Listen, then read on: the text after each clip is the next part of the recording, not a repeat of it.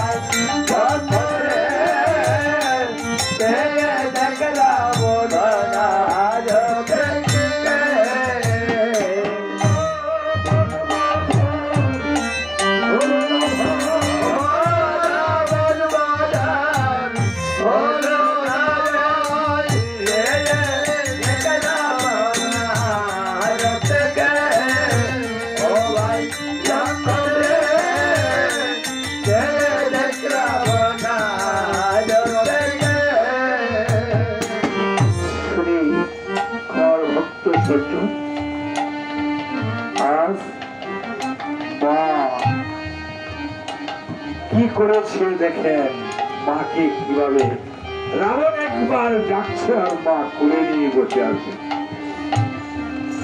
আর মৃত্যু করল টাকা আমি কেন ডাকি আজকে এই যে আমার হস্তে আশীর্বাদ তুলে দিয়েছে জানি না টাকা একটু অসুস্থ আছে ভগবান যেন গুরুর কৃপায় ওনাকে সুস্থ করে দেন আজকে বিপদটা ওনার বক্তা ছেড়ে যদি দেখানো যেত যদি ভাই তাহলে বক্তার চোরের মতো হয়তো চল চলে আছে যেই দুঃখ বেদনা দেখানোর মতো নয় আজকে আমাকে সহ আমার দলকে তিনি মায়ের নামে যে দক্ষিণান্ত করেছেন এই টাকা যদি একদিন ওনার মায়ের যমুনা বাড়ির বড় পায়ের কবি হিসেবে তুলে নেয় যত ভক্ত সজ্জন আছে তাদের জন্য আশীর্বাদ করুন।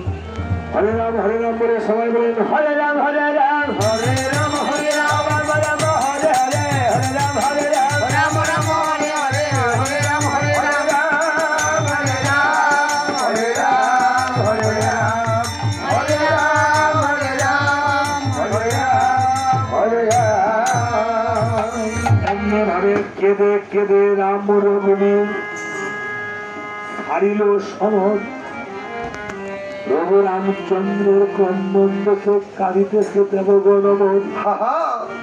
দেবগণ কেঁদে কেঁদে ইন্দ্র রাজা বিধাতার কাছে গিয়ে করে, ওহে বিধাতা ব্রহ্মা, রাবণ ভবের শীঘ্র শীঘ্র করো একটা বিহিত, তাতে পৃথিবীতে থাকা সম্ভব নয়।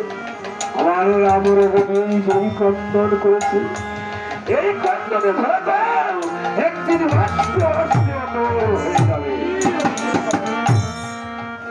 ইন্দ্রের শুনিয়া বাণী কনকমণ্ডল পারি, উপায় কেবল দেবী পূজা।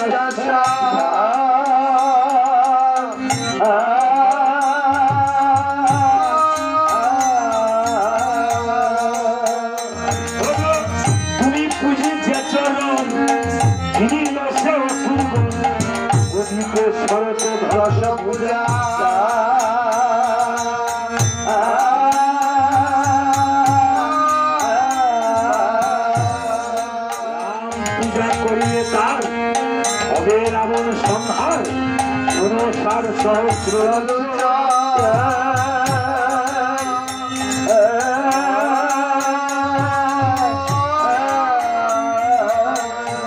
শুনে কোন সরপতি যাহ তুমি শিখছি শ্রীরামের জানাম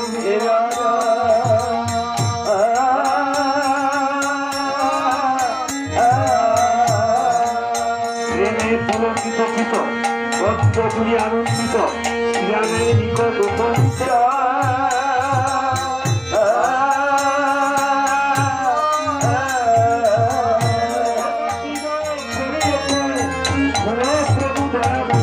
রাবণ বলে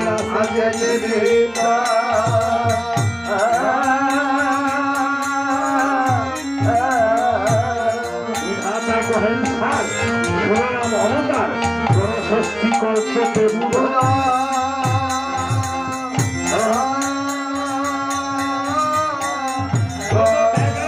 হবে তার বিধি খন্ডী পুনর্বার কল্প খণ্ড রাজা।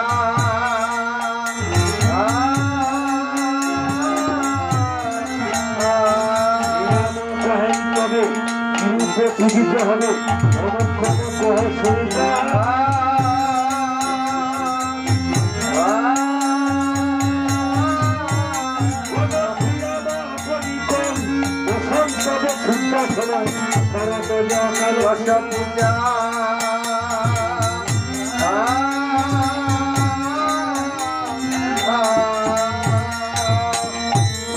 এগুলি হল রাবণ বধের ত্রিপদী।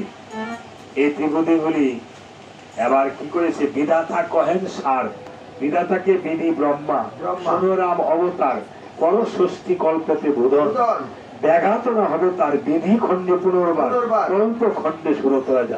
সুরত রাজা যেভাবে পূজা করেছে সেই মায়ের পূজাটা তুমি করতে পারো, সেভাবে করো। শ্রীরাম কহেন তবে কিরূপে পূজিত হবে অনুক্রম কহ তুমি শুনিতার। শ্রীরাম আপনি কোন বসন্ত যে শুদ্ধ সময়, শরৎ যে অকাল পূজা পূজা বুঝতে হবে। এখানে বুঝেছেন কি? শ্রীরাম বলতেছে বিধাতা ব্রহ্মাকে, হে ব্রহ্মা, এখন যে শরৎকাল, এই শরৎকালে দেবগণ কি করে নিদ্রিত থাকেন। বছরের 6 মাস উত্তরায়ণ, 6 মাস দক্ষিণায়ন। বিষ্ণুদেব উত্তরায়ণ এসেছে বলে প্রাণ ত্যাগ করেছে। তাহলে কোন 6 মাস উত্তরায়ণ, কোন 6 মাস দক্ষিণায়ন এটাতে আছে, পড়ে নেবেন। উত্তরায়ণে প্রাণ ত্যাগ করে আত্মাদের একটু সদ্গতি হয়, তাই না মা? এখন দেখেন, তাইলে এই যে আমরা পূজাটা যে করেছি দুর্গা পূজাটা ভাদ্র মাসে, সেটা কি অকালের বোধন যা প্রভু রামচন্দ্র করেছে। আর যেটা চৈত্র মাসে হয় সেটা হলো কালের পূজা, সেটা হলো